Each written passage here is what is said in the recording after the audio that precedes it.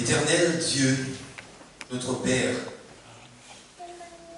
nous nous tenons en ta présence en entrant dans cette maison. Nous sommes conscients de ta majesté et de ta gloire. Fais-nous vivre devant ta face par ta grâce. Nous implorons ton Esprit Saint pour qu'il nous bénisse par son ministère de conviction, de réconfort, de direction, alors que nous t'adorons au nom de Jésus-Christ. Amen.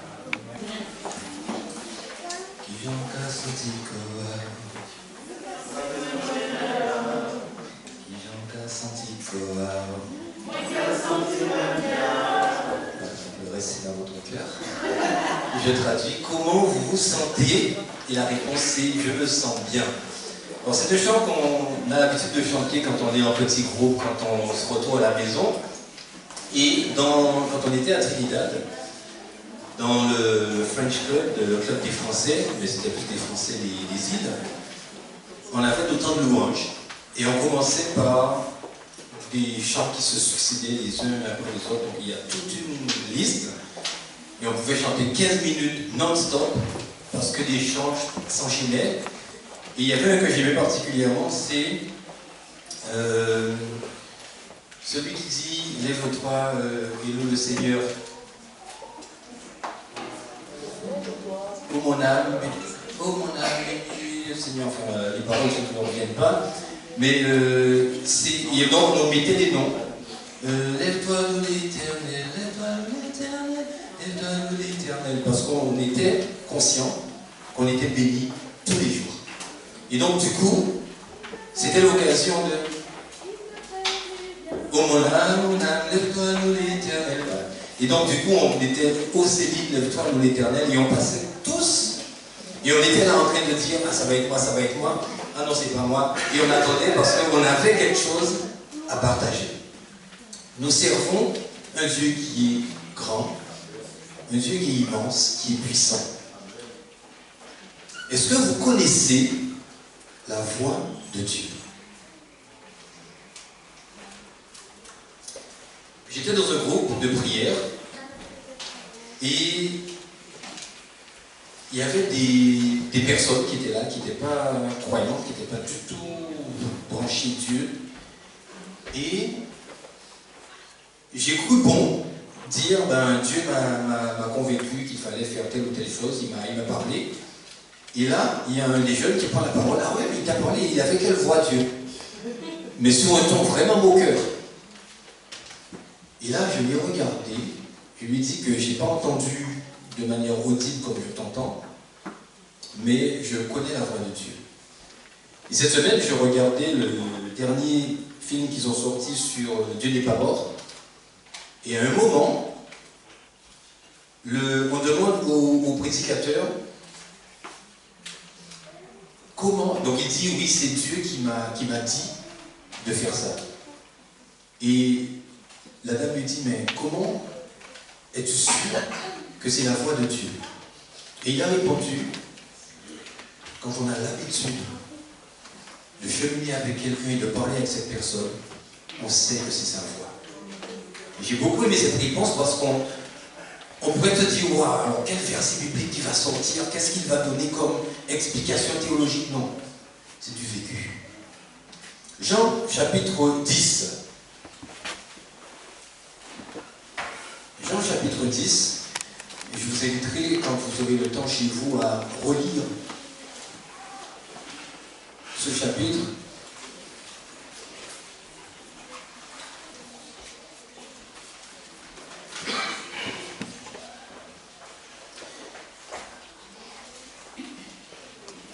Donc c'est l'histoire de Jésus et du bon berger. Qui est le bon berger? Quand il les a tous, quand il a fait toutes les brebis sortir, il marche devant les brebis et les moutons le suivent parce que les moutons connaissent sa voix. Ça, je vous l'ai déjà dit, mais tout le monde n'était pas là. J'ai regardé un reportage une fois sur les bergers au moment de la transhumance. Et montrait tous les milliers de moutons qui partaient avec une dizaine de bergers. Donc ils sont sur les routes, donc impossible de circuler, c'est bloqué partout. Et ils arrivent à un endroit où il y a une sorte où ils se séparent. Une partie va par là, l'autre part par là.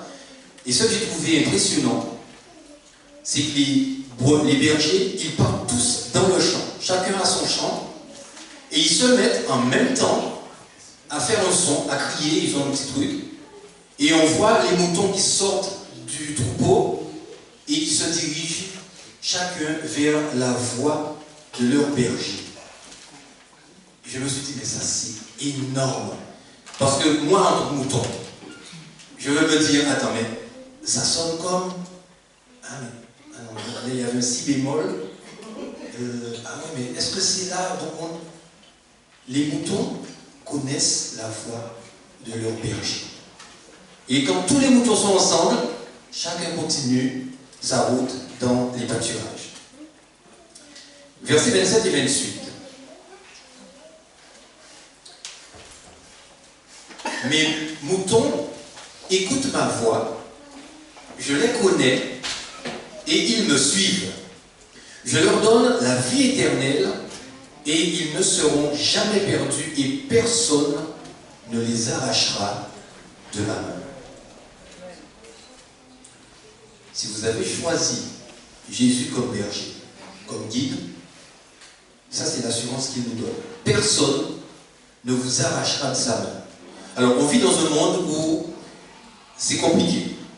En fait, il n'y a jamais rien de simple dans ce monde, à n'importe quel niveau que ce soit. Vous êtes à la maternelle, on vous dit de colorier en restant dans le cadre. Déjà, la vie commence à se compliquer là. Parce que vous n'avez pas envie de rester dans le cadre et vous ne savez pas comment rester dans le cadre. Je faisais du coloriage à Périgueux avec des enfants. Un magnifique livre. Et donc, du coup, je m'assieds avec eux, donc deux petits. Je prends les stylos, les feutres et je commence à colorier. Donc, moi, je suis grand, donc du coup, je peux rester dans le cadre. Et il y a la petite qui est avec moi et qui me dit, ah non, cette couleur-là, c'est mieux. Donc, du coup, je prends le stylo, le crayon, je colorie et elle prend un autre crayon et elle colorie à côté. Et là, je vois qu'elle veut rester dans le cadre, mais elle ne reste pas. Et ce qui était magnifique, c'est que ça ne lui faisait absolument rien. Elle était contente de colorier, que ça reste ou non dans le cadre. Mais nous, adultes, on se dit, ah non, ça fait moche. L'arbre, le tronc de l'arbre, il est juste là. Pourquoi tu dépasses un arbre si le tronc est là, derrière on voit le verre? On veut cadrer les choses. Et Dieu me dit, moi, tu es dans ma main. Tu peux déborder si tu veux, mais je ne te lâche pas. Restons brebis. Parce que le mouton ne va pas dire à son berger, bon, aujourd'hui, j'ai pas envie d'aller dans ce pâturage-là, j'ai envie d'aller là-bas. Parce que là, je vois que l'herbe, elle est meilleure, donc on va aller par là. Vous imaginez, alors pour ceux qui ont grandi à la campagne, qui avaient des moutons, des cabris, imaginez, votre maman vous dit, c'était mon cas, avant d'aller à l'école, Thierry, le cabri a détaché, tu le détaches là, tu le mets là. Je veux le détacher, imaginez le cabri qui me dit, oh frère, non, aujourd'hui tu restes là parce que là-bas, il y a des tiques, j'ai pas envie d'aller là-bas. Moi, je vous assure, un cabri qui me parle, je reste pas là. Je dis à maman, tu vas détacher ton cabri parle. Nous sommes des moutons. Et parfois, nous sommes plus sages, ou nous voulons paraître plus sages que le berger qui me dit non, c'est là que tu dois aller. Vous vous levez le matin, vous vous dites, bon, aujourd'hui, je vais travailler, j'ai envie de faire ça, j'ai envie de faire ci. Votre voiture tombe en panne. Un pneu crevé. Et là, vous commencez à faire quoi? On change de pneu, on appelle l'assistance si on n'a pas de roue de secours, parce qu'avant, il y avait des roues de secours, mais ça, c'était avant. Et est-ce que vous êtes en train de chanter les louanges du Seigneur? Alléluia, gloire à toi Seigneur, mon pneu crevé, je vais le réparer et ça me donnera du temps de plus vous passer avec toi. Et puis qui sait, je vais peut-être demander à quelqu'un de m'aider et ce sera l'occasion de lui montrer que je suis dans la joie, je suis joyeux. Alors pas moi. Mon pneu crève.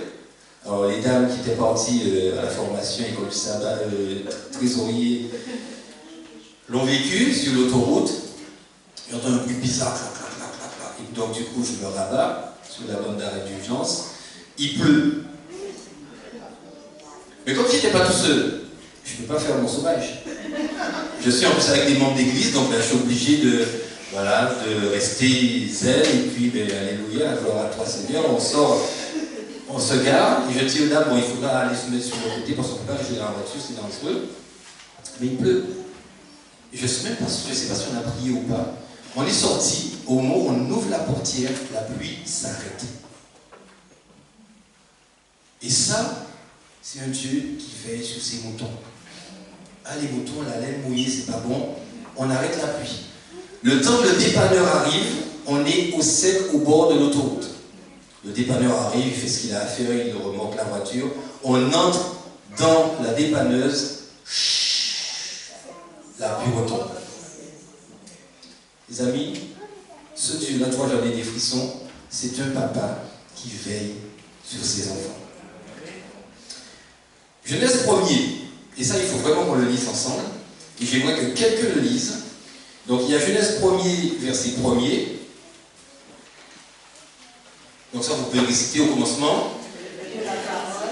Dieu créa le ciel et la terre. La terre était informe et vide, il y avait des ténèbres à la surface des eaux et l'Esprit de Dieu se mouvait au-dessus des eaux. Du second. Donc au commencement, Dieu créa le ciel et la terre. Donc qui c'est qui crée? Dieu. Donc on garde ça bien dans la tête. Hein? Au verset 26, quelqu'un va lire ça bien fort. Puis Dieu dit, faisons l'homme à notre image, selon notre ressemblance, et qu'il domine sur les poissons de la mer, sur les oiseaux du ciel, sur le bétail, sur toute la terre, et sur toutes les reptiles qui rampent sur la terre. Dieu dit, faisons l'homme, comment? À notre image. Alors, est-ce qu'il y en a parmi vous qui ont comme ascendant, arrière-parents, des singes? Alors, c'est mes parents, c'est pas personne. Je suis fait à l'image de qui? Alors, vous êtes tous convaincus de ça. Alors, c'est pas une question piège, c'est juste une question. J'ai pas l'impression. C'est vrai que quand je pose des questions, vous vous dites où il veut en venir.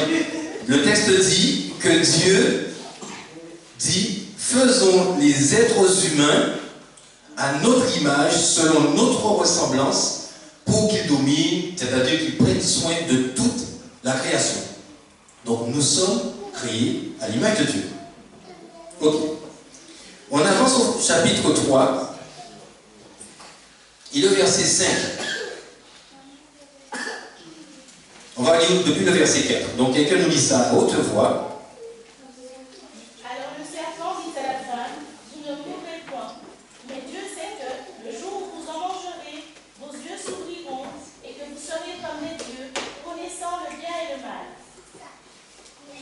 Et la femme vit que l'arbre était bon à manger, elle prit et en donna aussi à son mari. Dieu dit quoi? Faisons les êtres humains à notre image, selon notre ressemblance.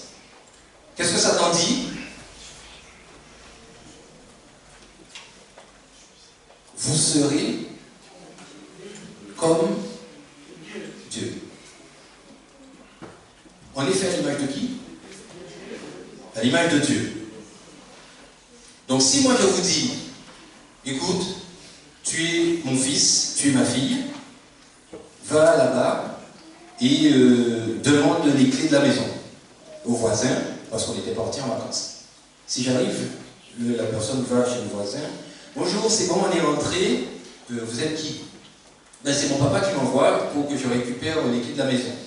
Mais non, mais vous n'êtes pas le fils de tel. Mon fils sait qu'il est mon fils. Ma fille sait qu'elle est ma fille. Le voisin, lui, s'il fait ça, c'est parce qu'il a une idée derrière la tête. En fait, Satan veut nous faire croire que nous ne sommes pas qui nous sommes. Nous sommes les enfants de Dieu créés à son image. Et lui nous dit non. Pour être enfant de Dieu, il faut faire ci, il faut faire ça. Les amis, disons à Satan, arrière de moi. Retire-toi de moi. Je suis enfant de Dieu. Je suis créé à l'image de Dieu. Et tout ce que tu me proposes là, ça ne va rien changer à cela. Quelqu'un a dit, si Satan frappe à ta porte, dis à Jésus d'aller ouvrir. Et quand il verra ça, excusez-moi, je me suis trompé, je crois que c'est la maison d'à côté. Si Dieu habite chez vous, vous pouvez l'envoyer ouvrir. Mais si il n'habite pas chez vous, vous ne pouvez pas l'envoyer ouvrir. Demeurer en Jésus, c'est ça les amis. Connaître la voix de Jésus, c'est prendre du temps à l'entendre. On était dans une foule, dans un concert quelque part, et on a perdu, J'étais devant, j'étais parti demander quelque chose, et j'entends quelqu'un qui dit « Papa !» J'ai su que c'était moi. Et j'ai répondu « Je suis là !» Parce qu'elle est partie de chez sa mère pour me rejoindre, dans la foule. Vous imaginez la quantité de papas qu'il y avait dans la salle? Il y avait un seul papa qui correspondait. C'était moi. Et c'est ça qui est extraordinaire. Dieu a créé l'homme à son image. Donc ça va jusque-là, les amis. C'est-à-dire que dans le timbre de la voix, on est unique. Nos empreintes digitales, on est unique. Il n'y a pas deux personnes sur la planète qui soient pareilles. Et quand vous écoutez des gens qui chantent, on dirait que il y a toujours une nuance. Personne n'a la même signature phonique. Et comme mon enfant m'appelle, je sais que c'est elle. On peut être dans une foule, je vais entendre Céline qui tousse, je saurai que c'est elle. Bon, à 27 ans de mariage quand même, on apprend à connaître des... Et même moi, quand je vais faire... Elle saura, alors que plusieurs personnes peuvent faire la même chose, connaître la voix de Jésus, c'est passer du temps avec lui. Et là, nous allons passer dans Esdras chapitre 8. Et là, j'ai envie de vous dire le premier qui trouve. Esdras, on ne va pas souvent. Esdras chapitre 8, verset 21.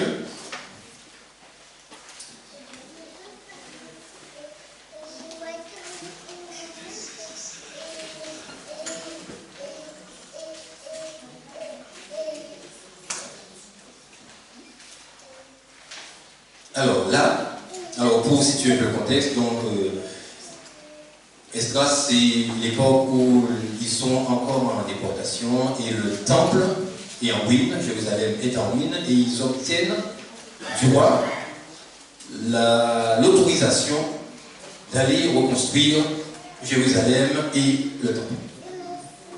Là, verset 21, au bord du canal d'Ahava, moi, Esdras, j'ai décidé que nous devions tous jeûner et manifester ainsi notre humble soumission à notre Dieu, afin qu'il nous accorde un voyage paisible à nous, à nos familles et à nos biens. Donc pourquoi est-ce qu'il jeûne? Pour un paisible voyage. J'aurais eu honte de demander au roi de nous fournir une escorte de soldats et de cavaliers pour nous protéger en cours de route contre nos ennemis. En effet, nous lui avions affirmé notre Dieu étant sa main protectrice sur tous ceux qui le cherchent, mais sa colère éclate avec force contre tous ceux qui l'abandonnent. Nous avons donc jeûné. Nous avons demandé à notre Dieu de nous protéger et il a exaucé notre prière. Esdras doit partir pour reconstruire le temple, la ville, et il ne veut pas de soldats. Pourquoi? Parce qu'il a dit que Dieu peut les garder. Il a déjà été raconté au roi, tu sais, notre Dieu, il est trop fort. Il est capable de nous protéger. Mais, après, il a dû se dire, ah, mais ça va être chaud quand même. J'ai déjà dit au roi qu'on ne veut pas de soldats. Et si je vais le voir pour lui dire finalement on veut bien, ça ne va pas le faire. Donc, pour être sûr, ils se mettent dans les conditions de l'exaucement. Ils prient, ils jeûnent, ils font table rase de tous les péchés, de manière à ce que rien ne fasse obstacle à la présence de Dieu au milieu d'eux. Et Dieu va exaucer leurs prières et va les accompagner jusqu'à Jérusalem. Maintenant, on passe dans Néhémie, chapitre 2, donc c'est le livre juste à côté. Et on va lire les versets 4 et suivants. Donc Néhémie, il est avec le roi. Donc Néhémie, son boulot, c'était quoi? Et chanson. Donc il ne chantait pas, hein. Il versait du vin en fait, c'est lui qui s'occupait du vin du roi, de ses boissons, et c'est lui qui servait le roi. Et le roi l'aimait énormément. Au verset 4, le roi lui dit: que désires-tu obtenir de moi? Aussitôt, j'adressai une prière au Dieu des cieux. Puis, je lui répondis. Et c'est quand je trouve ça magnifique, les amis. Vous allez à la CETIC, vous allez au Pôle emploi, ou bien vous allez dans un entretien, et le patron vous dit, ou la personne qui là vous dit: vous êtes venu pourquoi? Qu'est-ce que vous voulez? Il n'enchaîne pas: oui, moi je voudrais, non. Il adresse à Dieu une prière. Et après, il continue. Si le roi accepte de me témoigner de la bienveillance, qu'il m'autorise à me rendre dans la province de Juda, dans la ville où mes ancêtres sont enterrés, je voudrais la reconstruire. Le roi, à côté duquel la reine était assise, me demanda encore: combien de temps durera ton voyage et quand est-ce que tu seras de retour? Le roi accepta donc de me laisser partir et je lui en indiquai la date de mon retour. J'ajoutai: s'il plaît au roi, qu'on me remette des lettres destinées au gouverneur de la région située à l'ouest de l'Euphrate, afin qu'il me laisse passer en Juda. Qu'on me remette aussi une lettre destinée à Asaph, le responsable des forêts royales, afin alors il me fournira le bois nécessaire pour les portes de la forteresse, proche du temple, pour les murailles de la ville et pour la maison que j'habiterai. Le roi me procura ces lettres, car mon Dieu m'accordait sa protection. Je me rendis chez les gouverneurs de la région à l'ouest de l'Euphrate, et c'est là que ça devient intéressant, pour leur remettre les lettres du roi. J'étais escorté par des officiers et des cavaliers que le roi avait mis à mon service. Alors, d'un côté, on a Esdras qui dit: je ne lui demande rien. Je suis sous la protection totale et directe de Dieu. Et de l'autre côté, on a Néhémie qui, lui, s'adresse à Dieu avant même de prendre la parole. Et au final, le roi lui accorde des soldats pour le protéger. On doit se dire: ah ouais, mais Néhémie, quand même, tu ne peux pas dépendre d'un humain, des amis. Quand Dieu décide de vous bénir, il passe par n'importe quel chemin. Et la bénédiction tombe toujours sur vous parce que c'est là que Dieu l'a envoyé. Isaïe 55 dit: ma parole ne revient pas à moi sans effet. Et cette histoire, je vous l'ai déjà aussi contée, mais peut-être que tout le monde ne l'a pas entendue. Dans un village, il y avait une dame très pauvre. En tout cas, elle était en difficulté à ce moment-là, mais elle était croyante. Et elle savait que son Dieu pourvoyait à tous ses besoins. Donc elle s'est mise à genoux, comme Daniel, la fenêtre ouverte, et elle s'est mise à prier. Seigneur, je sais que tu es vivant, que tu es le Dieu Tout-Puissant. Mes enfants et moi, nous avons besoin de nourriture. Là, il n'y a plus rien à manger. S'il te plaît, entends-nous, réponds-nous et nourris-nous. Qui c'est qui passe à côté? Le sorcier du village. Et le sorcier du village dit: là, j'ai l'occasion de prouver à cette dame que son Dieu ne l'écoute pas. Il est parti faire des courses. Il a ramené plein de courses chez la dame. Bonjour madame, ça va voisine? Et donc du coup, mais qu'est-ce que vous faites? Mais voilà, je vous amène des courses. Et donc du coup, elle dit, ben merci. Alors, vous croyez que c'est votre Dieu qui vous aurait exaucé? C'est moi qui ai fait les courses. Et je sais que vous et moi, on n'est pas très d'accord, mais c'était pour vous montrer que votre Dieu là, c'est n'importe quoi. Et la dame qui lève les bras vers elle se dit, Seigneur, alléluia, je te bénis. Parce que même Satan est obligé d'obéir et de m'apporter les courses que tu as prévues pour moi. Les amis, quand Dieu décide quelque chose, rien ne peut se mettre dans son chemin. Rappelez-vous Daniel, il se met à genoux et il prie. Combien de temps il a dû rester à genoux en prière? 21 jours. Quand tu as prié, Gabriel arrive finalement, Gabriel lui dit, mais quand tu t'es mis à genoux et que tu as parlé, une parole est sortie. Et je suis venu pour te l'annoncer, mais Satan m'a barré en chemin. Il m'empêchait d'arriver jusqu'à toi, et il a fallu que Michael vienne pour dire à Satan, il faut, tu fais quoi là? Il y a mon enfant qui attend là et tu as de barrer mon chemin, écarte-toi. Les amis, Satan a déjà été vaincu. Il y a eu Dieu dans le ciel. Michael et ses anges ont combattu le dragon. Et qui c'est qui a gagné? Michael, donc ce qui signifie celui qui ressemble à Dieu, qui est semblable à Dieu. Donc nous sommes créés à l'image de Dieu, à l'image de ce Michael. Donc ça veut dire que la victoire, nous l'avons.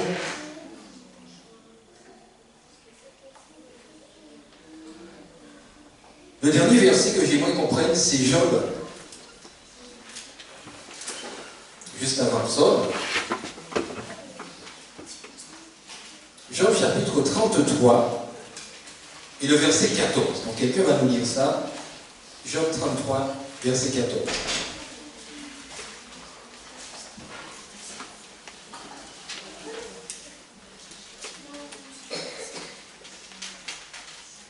Dieu parle, cependant, tantôt d'une manière, tantôt d'une autre, et l'on n'y prend point garde. Dieu parle tantôt d'une manière, tantôt d'une autre. Malheureusement, parfois, on ne fait pas attention. Et dans Romains 1er, l'apôtre Paul dit que les perfections invisibles de Dieu se voient comme à l'œil nu depuis la création du monde.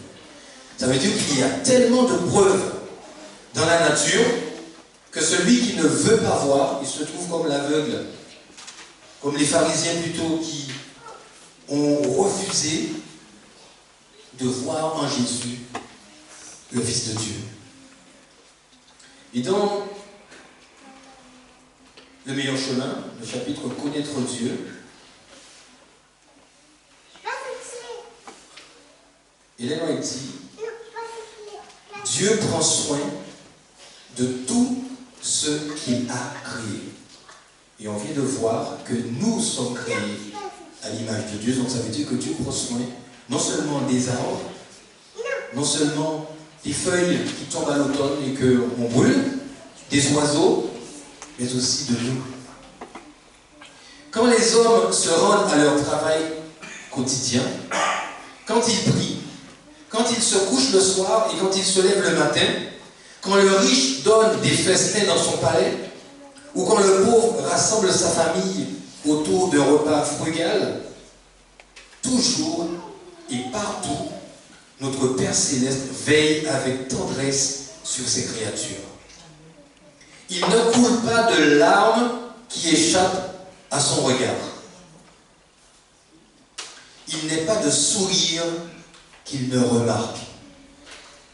Si nous voulions croire en lui, que d'angoisses inutiles pourraient nous être épargnées. Notre vie ne serait pas une suite de désappointements. Toutes choses, grandes ou petites, seraient remises entre les mains de celui qu'aucune multiplicité d'occupations ne tracasse et que n'accable aucun fardeau. Nous profiterions d'un repos d'âme que beaucoup ne connaissent plus depuis longtemps. Remplissez votre cœur des paroles de Dieu. Elles sont l'eau vive qui étanchera votre soif ardente.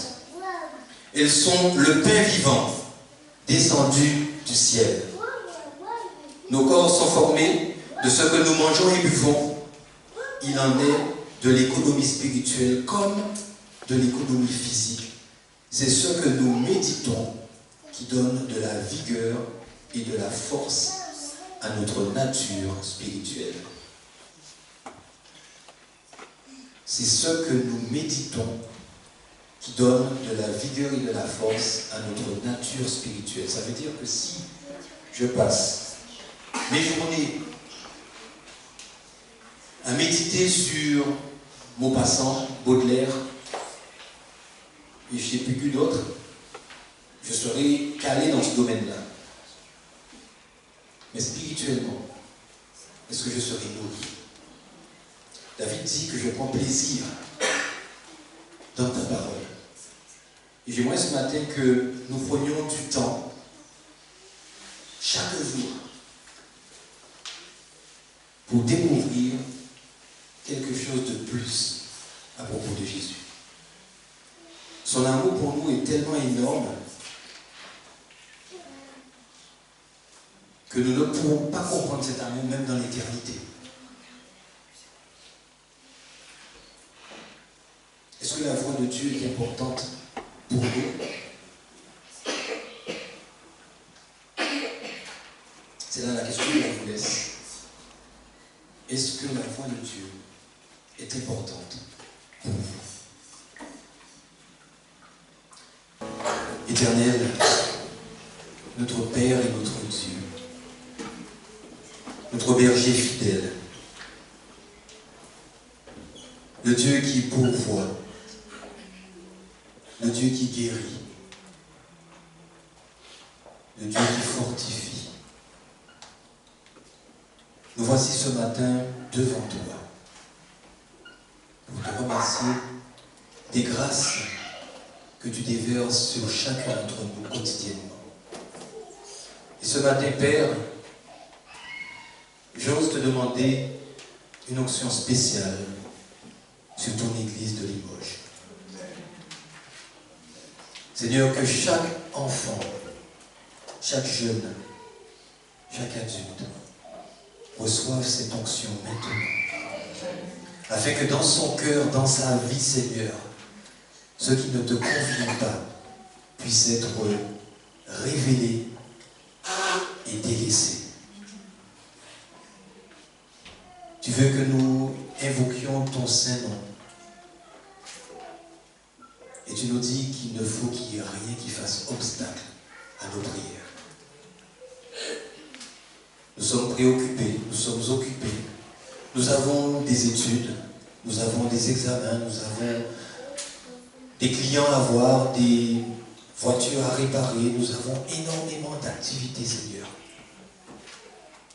Mais tout cela n'est rien en comparaison du salut que tu nous apportes. En comparaison de cette place, Seigneur, que tu nous réserves dans le ciel.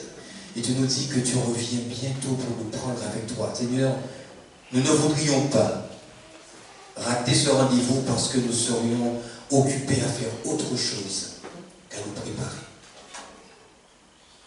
Visite ton église, Seigneur. Et accorde-nous cette grâce de nous bénir en Jésus-Christ. Amen.